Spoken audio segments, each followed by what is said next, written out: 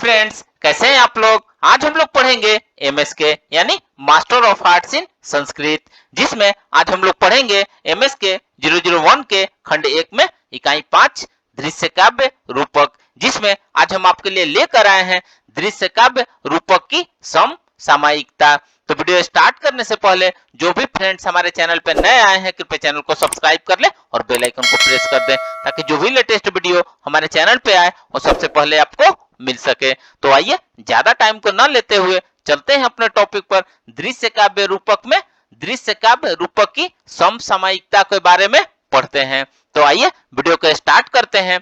नाटक सौंदर्य नाट्य शास्त्र की पूर्ण रूप से अविलंबित रहा है। इसकी समृद्धि को लेकर ही व्यापक सशक्त एवं प्राणवान बनाने का प्रयत्न करता रहा है।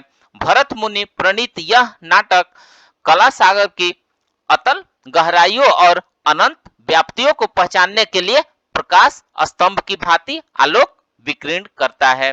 एक नाटक का स्वरूप निर्धारण करने में संग्रह का महत्वपूर्ण स्थान होता है। संग्रह क्या है? अभिनव गुप्त कहते हैं कि जिनसे प्रतिपाद वस्तु का सम्यक रूप से ग्रहण हो, उसका परिगणन उस वस्तु का संग्रह है और यह ज्ञान साक्षात्कार रूप में ही होता है। अभिनव गुप्त के अनुसार इस वस्तु की प्रतीति के लिए किसी अन्य प्रमाण की आवश्यकता नहीं होती है। हम आधुनिक धारावाहिक या सिनेमा जगत में किसी भी फिल्म के निर्माण की प्रक्रिया में सर्वप्रथम पटकथा लेखन को पाते हैं। कथानक या पटकथा उन सभी तत्वों की रूपरेखा होती है जिनकी आवश्यकता किसी कहानी या मूवी या टीवी के माध्यम से बताने के लिए जरूरत पड़ती है। कथानक के निर्माण में जिन स्तंभों या चरणों का उल्लेख किया जाता है उनका विधान हम अपने नाटक शास्त्रीय ग्रंथ में स्पष्ट रूप से पाते हैं। वर्तमान समय में जिस प्रकार प्रथम एक्ट में कहानी की भूमिका बनाई जाती है या कहानी की दुनिया या चरित्रों का परिचय दिया जाता है, नाटक का परिचय एवं उसके अग्रिम संघर्ष की बात की जाती है। जब एक बार नाटक लक्ष्य की ओर चल पड़ता है तब द्वितीय एक्ट प्रारंभ होता है। यही प्रक्रिया हमारे नाट्य शास्त्रीय ग्रंथों में भी आरंभ, यत्न, प्रत्याशा, नियताप्ति तथा फलागम के रूप में वर्णित है। जब हम नाट्य शास्त्रीय परंपरा का अवलोकन करते हैं तो उसमें पाते हैं कि मंच का निर्माण कैसे हो, रंगशाला कैसी हो, मंच कितने प्रकार का होता है, मता वारणी का निर्माण कैसे होना चाहिए, नेपथ्य विधान कैसा होना चाहिए, जहां पर सामाजिकों को बैठने की व्यवस्था उसका निर्माण किस प्रकार होना चाहिए, इस सब का विधान हमारे नाट्यशास्त्र करता है।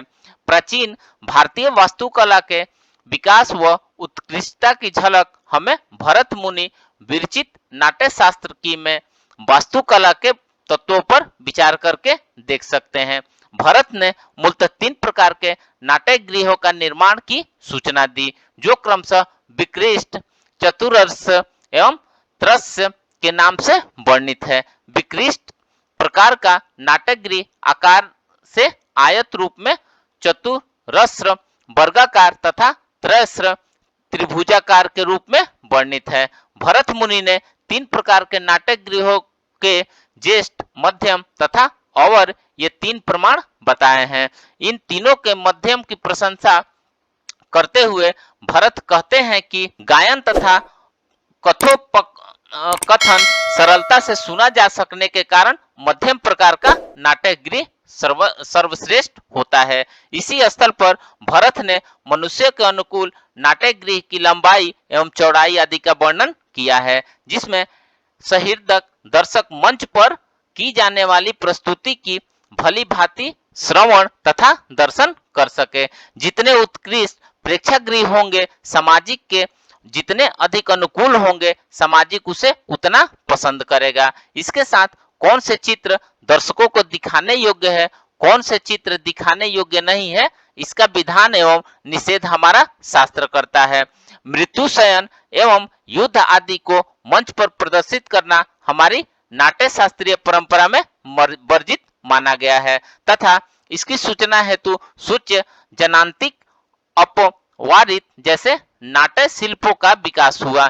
नीरस और अदसरणीय वृत्तांत, अर्थों क्षेप को के माध्यम से प्रस्तुत होता है। इस प्रकार हमारी नाट्य शास्त्रीय परंपरा एक स्वस्थ परंपरा रही है। वर्तमान समय में यदि रूपकों की समसामयिकता को देखा जाए तो यद्यपि बहुधा इसका अनुपालन हो रहा है, तथापि देश काल परिस्थिति के अनुसार कतिपय निर्देशक इन शास्त्रीय परंपराओं का उल्लंघन कर रहे हैं, जिससे सामाजिक विसंगतियां उत्पन्न हो रही है।